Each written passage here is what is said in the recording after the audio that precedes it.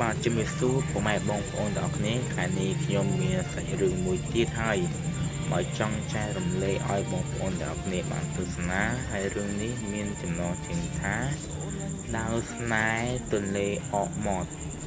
ហើយខ្ញុំក៏ឆ្ងល់ដែរចំណងជើងរឿងនេះដូចប្លែកនេះខ្ញុំមើលនៅក្នុង website របស់គេ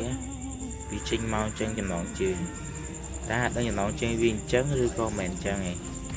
បើខ្ញុំនិយាយខុសសូមបងប្អូនអធិស្ឋានផងបងប្អូនណាហើយមួយទៀតរឿងស្ទីទីទៀតនេះចេញថ្មីដែរបងប្អូនតែចាំមើលសិនអាហ្នឹងដូចជាលក់ទេបងប្អូនរឿងលក់បាទវីដេអូមានប៉ុណ្្នឹងឯងបងប្អូនចង់ទស្សនាទេរដងចាគ្រាន់តែចុចក្នុង Telegram ដែលខ្ញុំបានដាក់ក្រោម description ហ្នឹងទៅបងប្អូនអាចចូលទៅ Telegram ខ្ញុំហើយកញ្ចឹងវីដេអូមានប៉ុណ្ណឹងបងប្អូនអរគុណកុំភ្លេចចុច subscribe ផង like មួយ